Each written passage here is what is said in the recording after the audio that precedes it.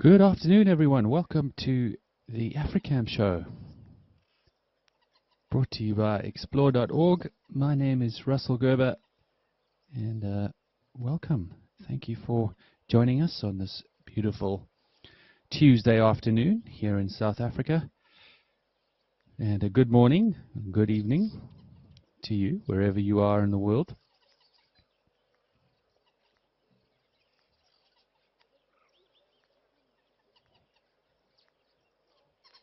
And welcome to our live show, where we, of course, will check out what we got on the live cameras and see what might be hanging around or come on down to the waterholes in the next half an hour or so. And, of course, we'll go through some wonderful highlights that we've managed to capture in the last week. If you didn't manage to catch everything and sit in front of the cameras all week, some of us do have to work. Luckily for me, sitting in front of the cameras is work, so I'm pretty fortunate in that regard. As we kick off the show today at the beautiful Tau, we can hear some guests enjoying themselves at the lodge. Of course, Tau right on the border between South Africa and Botswana, one of the drier regions in the country, but of course it doesn't look too dry today. With a bit of greenery about, some fairly heavy clouds in the background.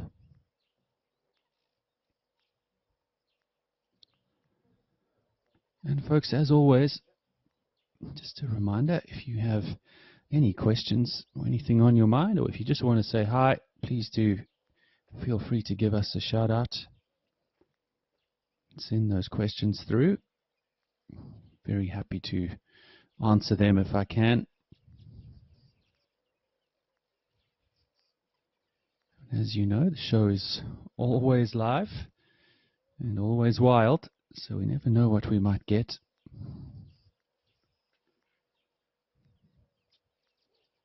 As always, we've had some really great things on the cameras in the last week or so, as we have most of the year.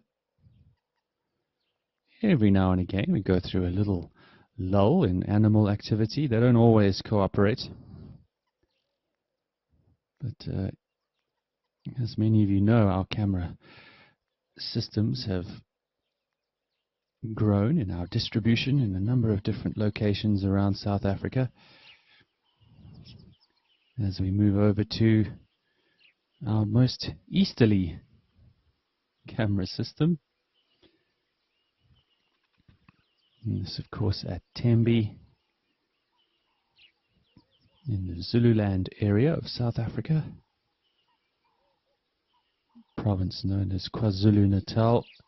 Very much more of a subtropical climate in this area. You can see some similarities to Tau, but in many cases very different trees, plants and grass species, even antelope and bird species. You can see a more subtropical antelope species wandering off to the left of your screen. It's just gone off screen now. Ah, there they are. And that is, of course, the gorgeous Nyala. And then, not to be overlooked, but very common and widely spread, of course, Impala in the shadows, with the two youngsters having a little tussle. Early test of strength. They've still got a while until they get their bigger curved horns, and eventually they'll have to take on other males seriously if they ever want to continue their bloodline.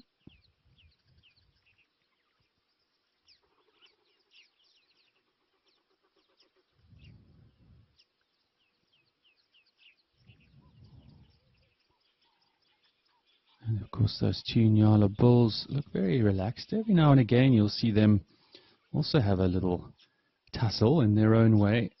What I love about Nyala is the males do this incredible,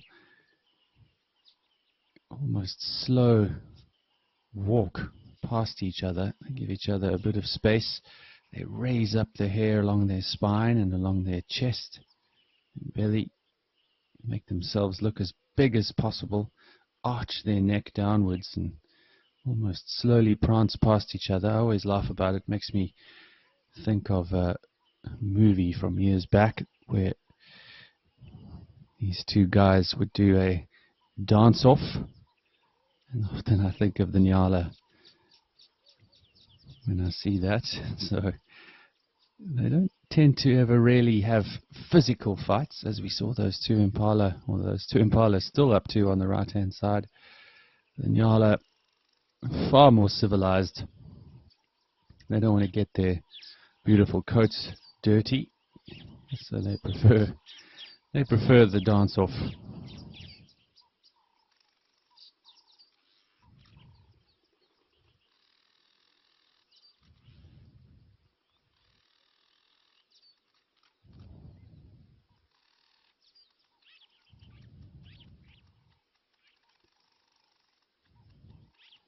And a quick hello out there. We've got Stephanie's back. Welcome, Stephanie. Kalamazoo, the home of Gibson guitars. Welcome back, OMG from Kalamazoo. Lovely to have you with us. As I said, folks, don't forget to send through those questions or comments if you have any thoughts or are interested in any of the things you've seen on the camera, or if you just want to talk safari. Chat.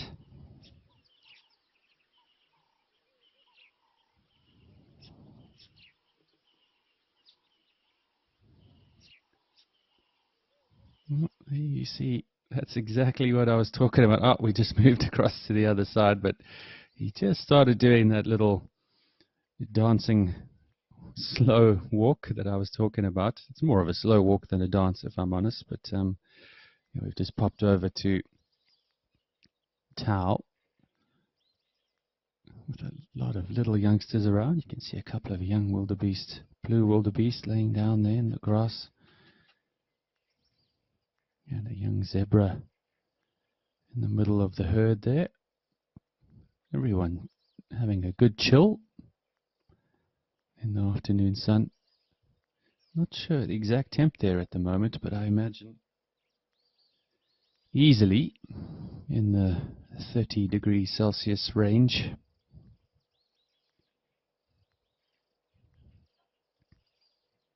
Can you hear some whistling ducks calling in the background?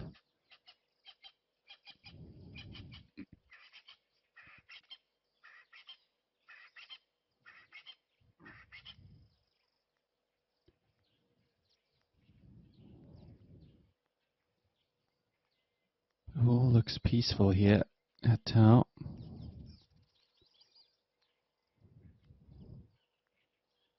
Those noisy francolins a few minutes ago also calling out.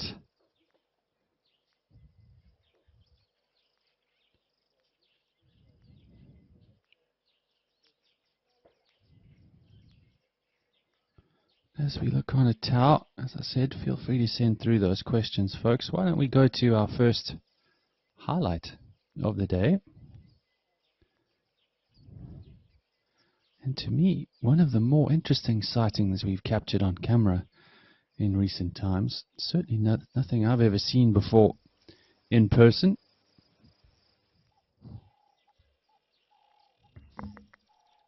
Oh, it came up for a second. There we go, we'll bring it up for you again. And this was just an incredible sighting. And some of you might have seen it on the cameras, but of a barn owl actually eating, devouring, as it were, a bat. But it obviously caught on the wing in mid-flight. It's very unlikely it caught it on the ground. Bats, insectivorous bats in particular, don't particularly like to be still, certainly not on the ground. The only time you ever really see them still is when they're roosting. But there you can see those incredible talons making light work of this little bat.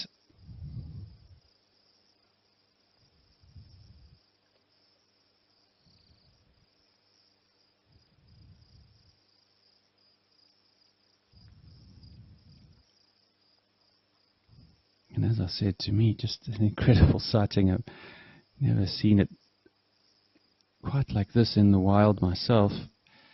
The thing about being present and not looking through the camera is, of course, we don't disturb them at all. There you go. Goodbye, Mr. Bat.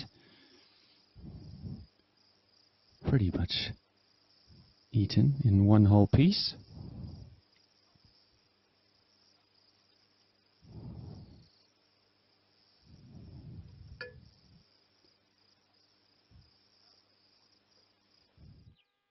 Wonderful, wonderful sighting, like I said, and yeah, not something you'll see every day in any part of the bush.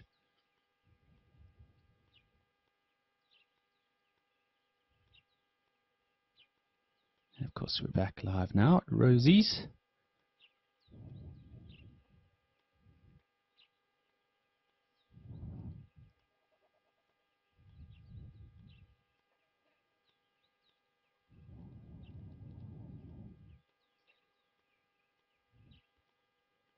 Again, still one of my favorite sites or locations here at Rosie's. I still think it one of the most beautiful little locations. Excuse me, yeah, beautiful locations.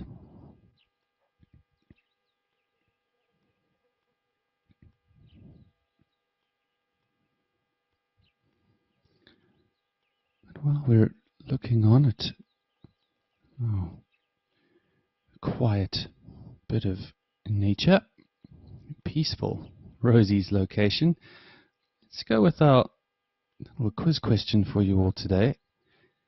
And let me know what your thoughts are. I'll give you the answer towards the end of the show. But of course, many of you out there would have seen or heard of barn owls around the world. And you would have wondered, well, what particular species of barn owl is that one? Well, the one that we were just looking at is, of course, a western barn owl. And barn owls are incredibly widely spread, and we'll come back to that a little later. But my question to you today is a fairly easy one. What is the only continent on Earth that does not have barn owls? What is the only continent on Earth that does not have barn owls? Let me know your thoughts.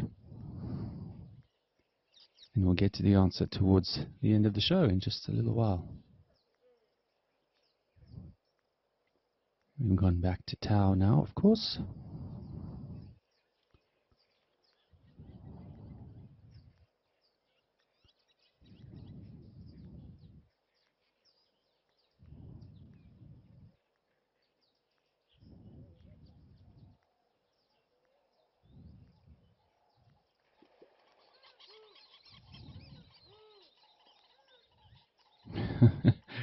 Something obviously just splashed in the waterhole, and you've got our little female waterbuck who's stuck her head up above the bush here.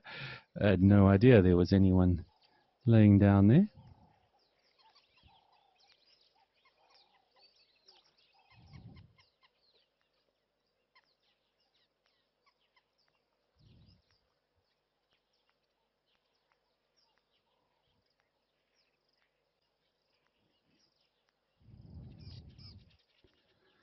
I do love the sight of Tau in the summer as well. Obviously in the winter we often get a lot more visitors to the water coming to drink. But the wonderful thing about summer is, of course, the beautiful green colors. And with that, all the grazing available to our grazing species, like wildebeest and zebra, of course, waterbuck.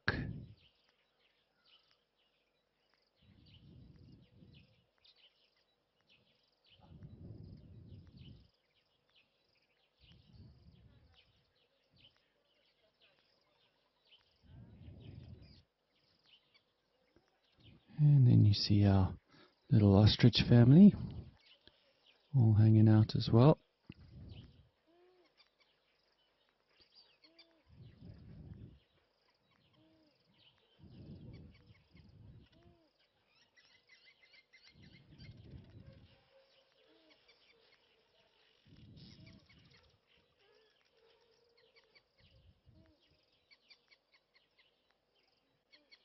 We often get asked about the wildebeest, and do we get them in the same numbers down here in southern Africa as East Africa? And the truth is, absolutely not. You know, the plains and savanna area in East Africa, and the particular types of grass species that they get, is so conducive to incredibly large numbers of grazers. Here we have a lot more mixed vegetation. In certain areas we do have large open areas for grazing, where we often get these grazing species, but nowhere near on the same numbers and biomass that you get cruising around the Serengeti and Masai Mara areas. Interestingly, of course, grass species provide a lot more nutrition for herbivorous animals and can therefore hold a lot more biomass. There can be a lot more animals there. So when you have woodland areas like this, we often get a little bit more speciation or biodiversity. If you think about areas like the tropical rainforests here in Africa, rainforests in South America, India, and across into the Southeast Asia regions, you get incredible numbers of species living within those forests, but nowhere near the biomass in terms of your animals that you get in areas like East Africa.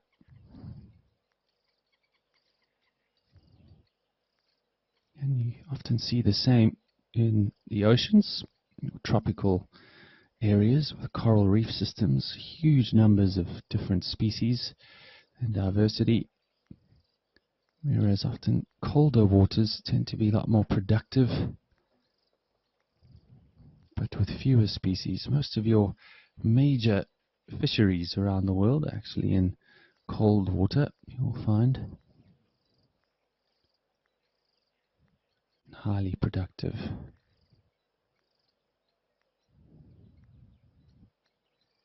One of the magical things about Africa is that we are spoiled with these savanna areas, mountainous areas. We have, of course, the tropical rainforests that I spoke about.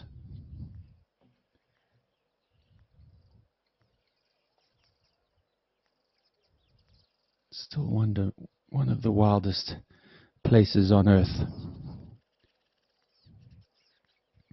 as you can see. Anyway, let's go to our next highlight of the day, another interesting one that we wanted to show you.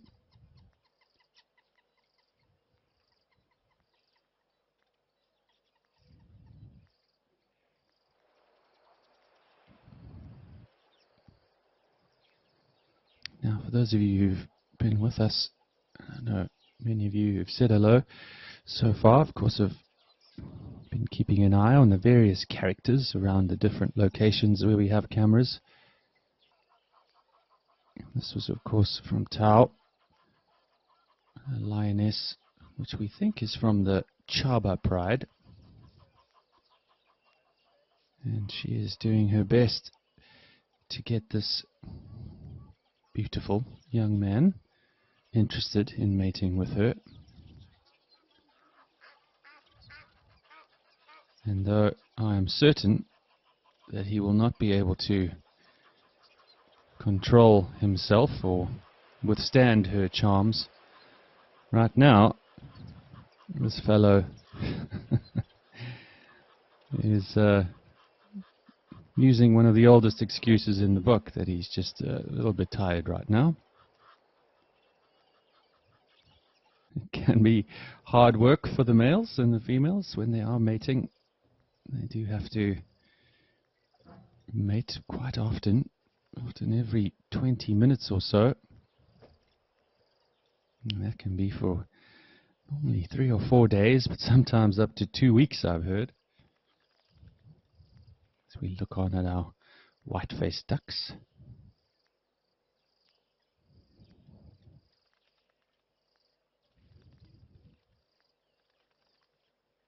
And looks like a coot next to them.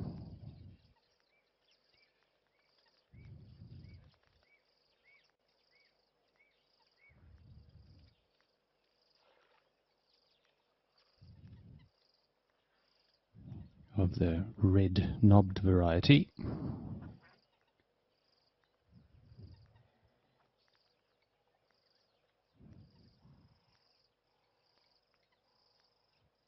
Also, always some really good birding in the summertime. We get a load of different species that come and visit us as summer migrants. Let's see what some of your thoughts are out there to our quiz question. Mary Momo, looks like you're on the ball. Cheese please, on the ball. OMG 23 on the ball. Yeah, I knew it would be a little easy for you today. Stephanie, also on the ball for the one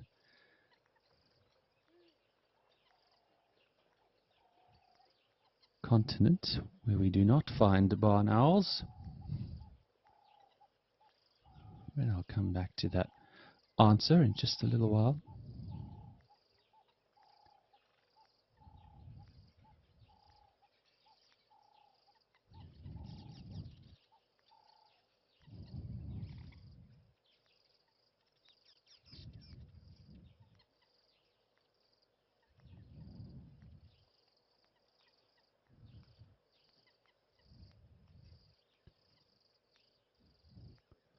And as you can see, the white-faced duck and the red-knobbed coot, fairly well named. Many other species are not so well named, or certainly not as explanatory or self-explanatory. A white-faced duck. Can't really see the red knob on our coot, but it is there.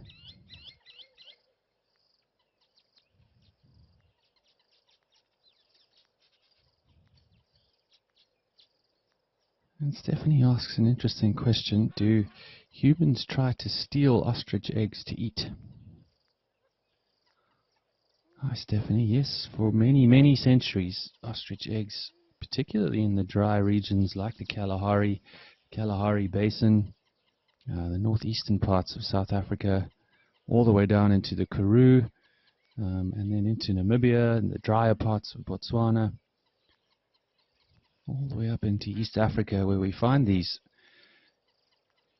ostrich eggs. Communities and local indigenous peoples have utilized the eggs, which of course are packed with protein. If I'm not mistaken, it's around 24 eggs. 24 chicken eggs basically in one ostrich egg. I stand corrected, so let me know out there if I'm right. I think so. But it's roughly that, so it's quite impressive.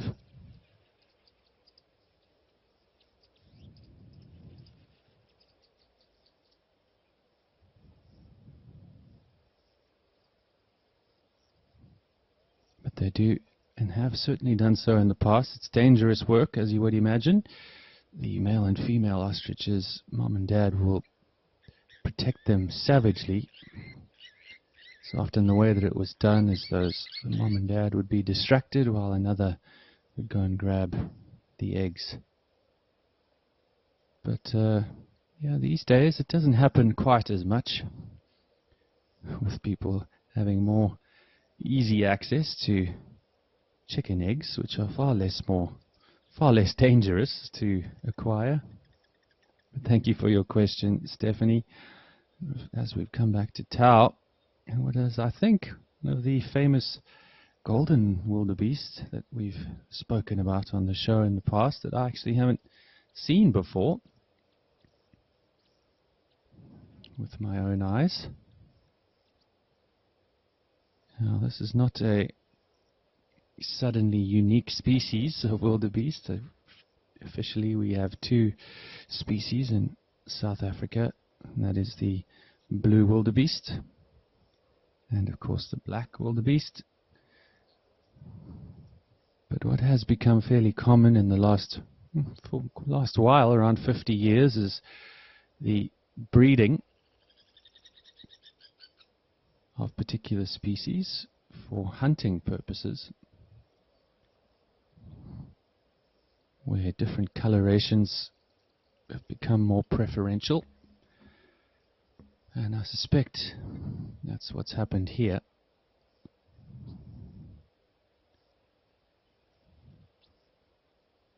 So there would have been just playing off various gene strains, perhaps some albinism or leucism, that they would have tried to emphasize in breeding. But yeah, this particular individual is certainly not leucistic or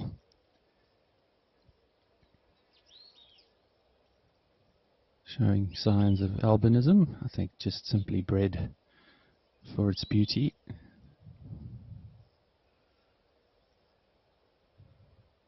And now released into the wild. And of course eventually those genes would disappear. But still pretty good looking, as wildebeest go, often considered one of the ugly five, which is pretty unfair, I think. But before we run out of time, and thank you for your question, Stephanie. Oh, we've got a beautiful little woodpecker here. You just see who we're looking at.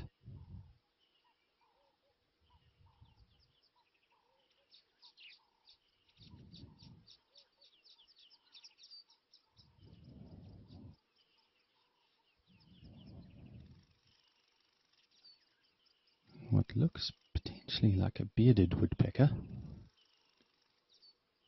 of the female variety. Very nice to catch them on camera, though. We don't often get such a nice sighting.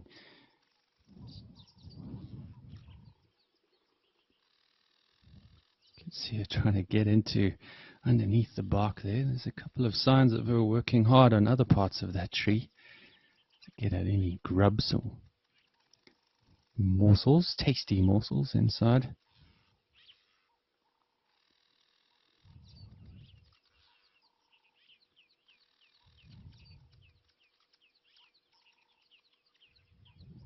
Nice work, Zoomy, to catch that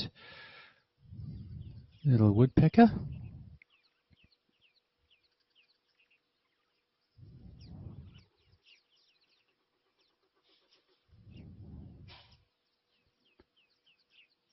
As I said, though, before we run out of time, let's have a look at our last little highlight I wanted to show you. Just a fun little clip of an interaction of one of the more commonly seen species on our cameras, and one of the more rarely seen on the cameras, though not particularly uncommon. Of course, we have here a wonderful view of a water monitor lizard. We had a chat about monitor lizards not too long ago.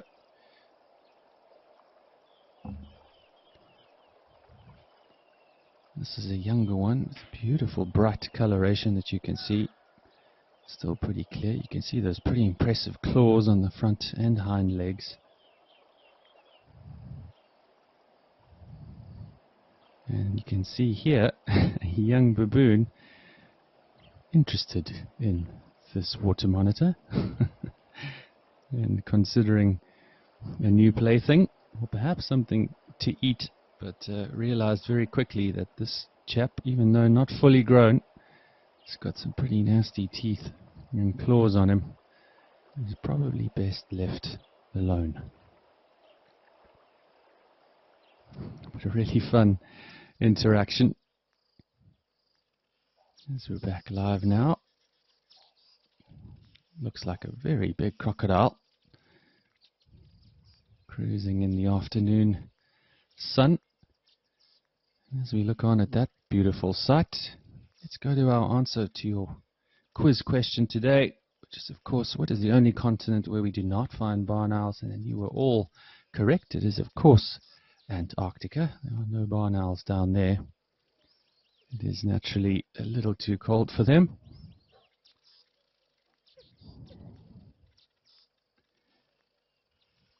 what is interesting is that there are around 35 species of barn owl around the world, with basically 3 major lineages, one in Europe, Western Asia and Africa, which is known as the Western barn owl, and then of course in East Asia and Australasia, the Eastern barn owl, and one in the Americas, the American barn owl. So those are the various lineages with many species within. But I did find it very interesting that they are so widely spread and do so well all around the world. Of course, their major threat is, as with many other animals, of course humans.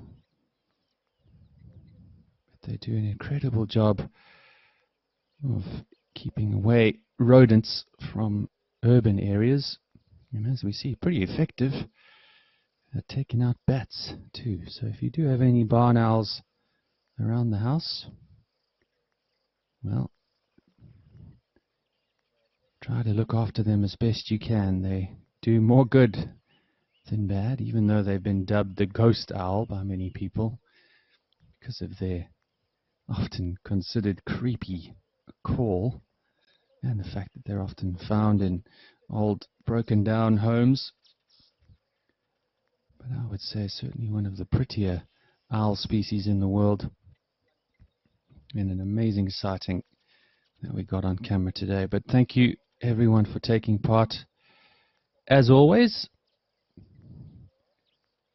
you were all too smart for me today, so I'll have to do a bit of a better job next week, I think, with a more difficult question. But unfortunately, we have run out of time on another busy show, and we'll leave you with these beautiful sights of this crocodile, and what is, I suspect, going to be a gorgeous sunset.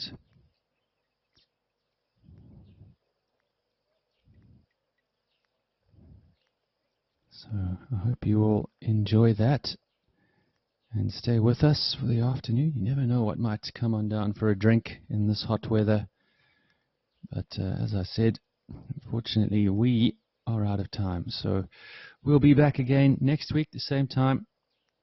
Don't forget, I will be on the Explore Africam page to answer some of your questions for the next few minutes if you're interested.